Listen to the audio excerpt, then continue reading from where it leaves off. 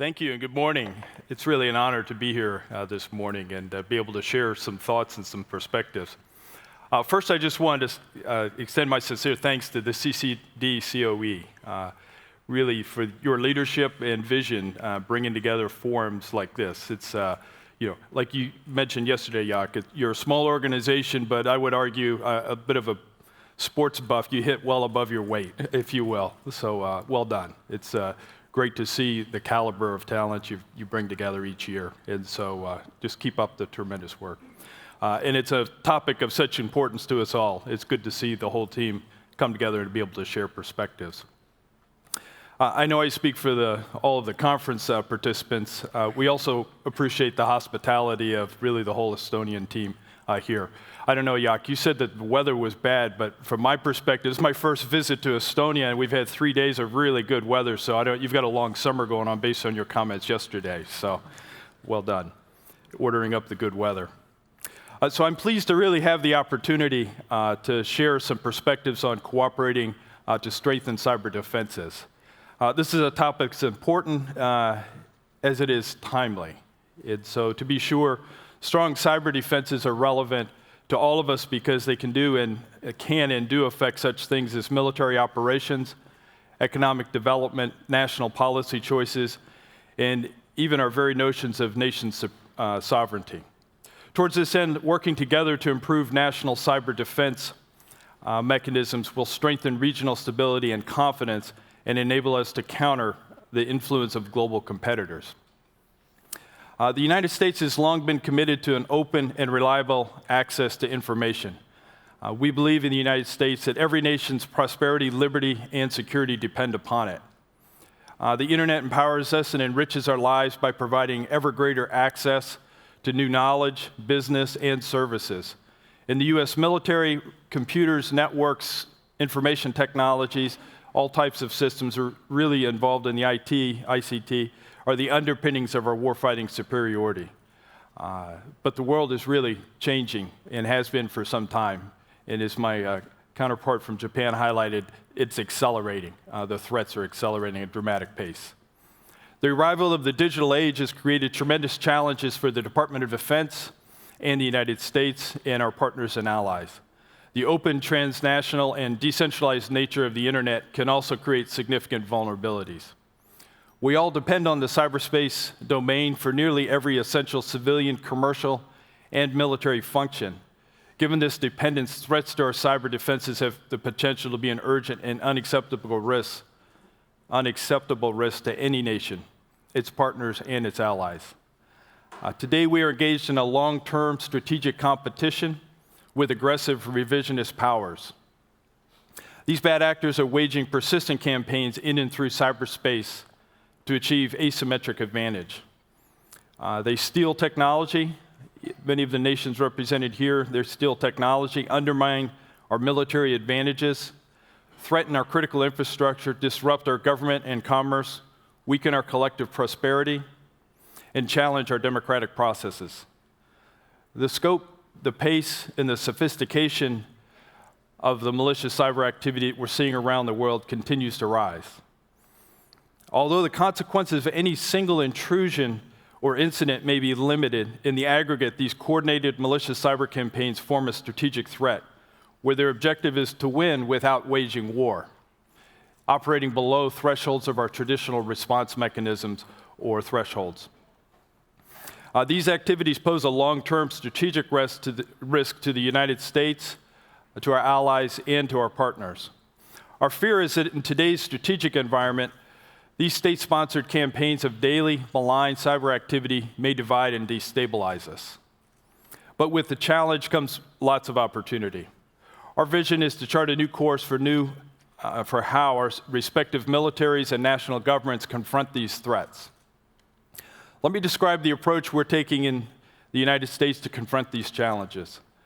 The U.S. has recognized the long-term strategic competition that I described previously requires a more assertive, proactive approach, especially in cyberspace, coupled with a more comprehensive approach to integrating cyber capabilities with domestically in the United States, and most importantly, with our international partners. Towards this end, Secretary Mattis issued a new DoD cyber strategy last August, which was to guide the development of DoD cyber forces and strengthen our cyber defense and strategic deterrence posture. We understand that our systems must be cyber hardened, resilient, and secure, even in a cyber contested environment. Ultimately, our strategy is what we described as to defend forward, to see and understand imminent threats in cyberspace, to deter, disrupt, and defeat cyber threats that threaten the United States, our international partners, and this is best accomplished at their source before they reach the homeland, our homeland or our partners and allies' homeland. Our new strategy articulates DoD's military objectives for cyberspace in 4 key areas. First, we must ensure that our networks and systems, and when I say systems, I mean force structures such as aircraft, ships, submarines, land forces, etc., are cyber hardened, resilient, and secure against malicious cyber activity. In the end, our joint force must be able to execute its missions, both defensive and offensive, in and through a cyber contested environment. Second, we must be prepared to defend our national critical infrastructure from cyber attacks, just as we do against threats from air, land, sea, and in the space domains. Cyberspace is not unique. The DoD plays a role, and we've been working very diligently to understand that role alongside our domestic departments and agencies, such as the Department of Homeland Security. Third, we must improve our ability to secure sensitive DoD information wherever it resides, whether that is DoD networks and systems or the contractors that make up our defense industrial base. That information really gives us a military strategic advantage in the future, and that's being put at risk, and I'll describe that in just a second.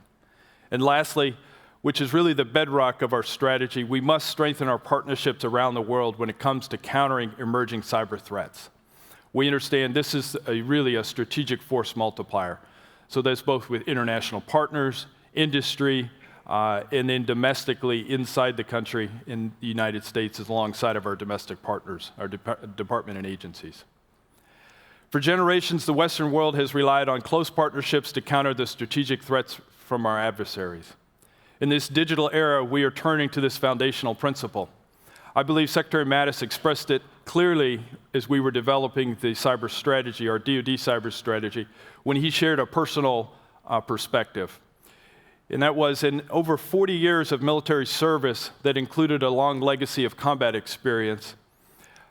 General Mattis, or Secretary Mattis at the time, never once fought in a US-only formation. He emphasized that he always fought side by side with international partners in coalition formations.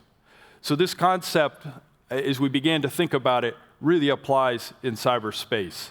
It's at the heart of our DoD cyber strategy, and it's fully supported by Secretary Shanahan, who was instrumental. We saw him quite often as we were developing our DoD cyber strategy. So he fully endorses this concept as we were developing the cyber strategy. To maximize the potential of success when operating in this critical domain, the DoD cyber strategy that was published in 2018 clearly and strongly prioritizes expanding cyber cooperation with partners. To that end, we have renewed our focus over the last year to build and enhance our relationships with our international allies and partners, as well as industry and our U.S. interagency counterparts, such as the Department of Homeland Security and the Federal Bureau of Investigation, the FBI. Just as the cyberspace domain itself does not recognize territorial boundary lines, we understand that our efforts to strengthen our cyber defense must extend beyond the borders of the United States.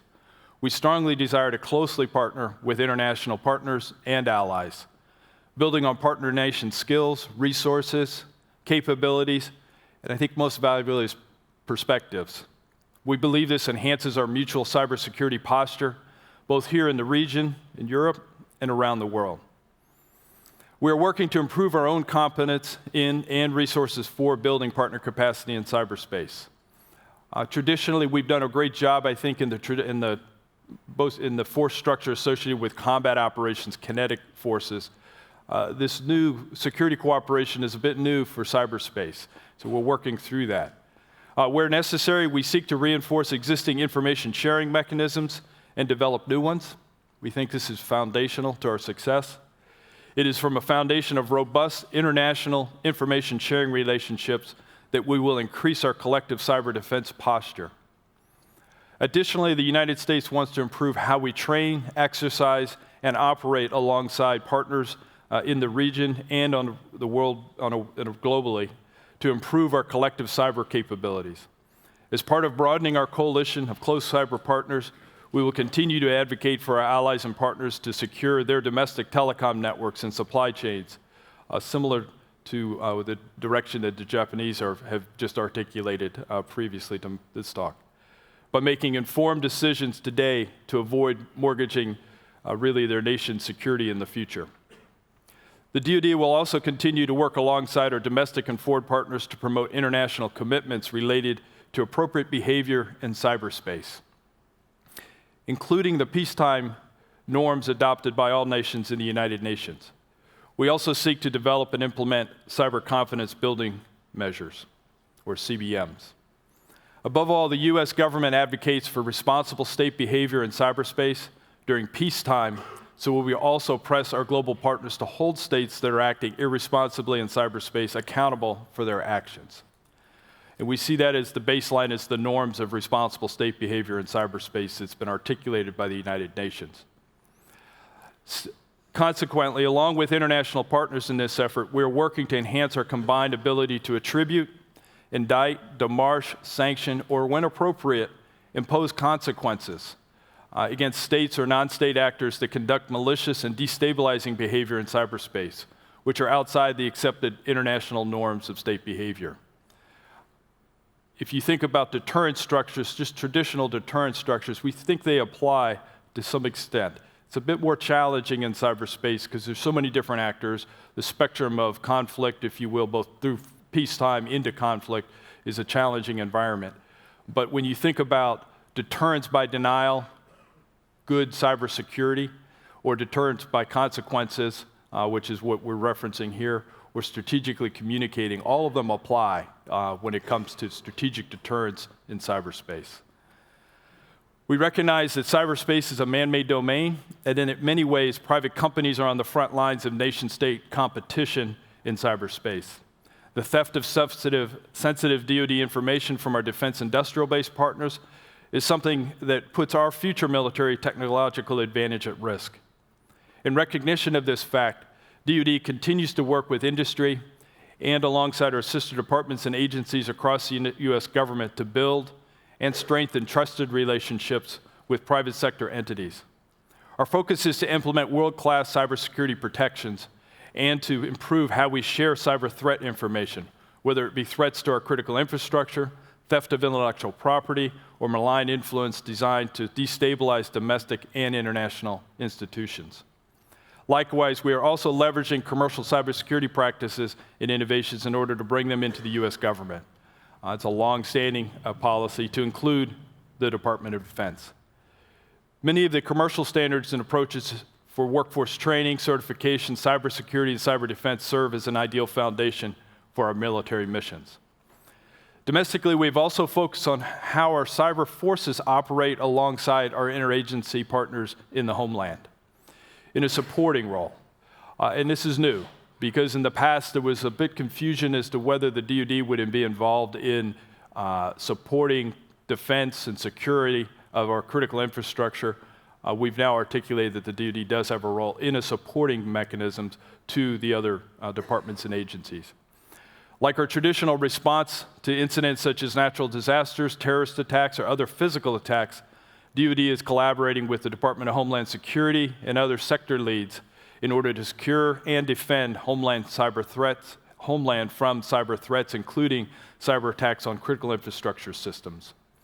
Similarly, we are issuing guidance to our National Guard personnel to support the use of defensive cyber capabilities for state cyberspace activities. We see this as an effective way to better leverage the unique cyber skills and knowledge of our citizen soldiers in the Guard to increase the resiliency of networks and systems at the state, city, and local community levels, while providing a strategic reserve of cybersecurity talent for the nation. All leaders should consider how they can best leverage their civilian talent to help protect their respective nations. We think this is a best practice in many ways. And Estonia is probably one of the leading nations in this regard in many ways. Each of our nations works diligently to defend against malicious and destabilizing activities in cyberspace.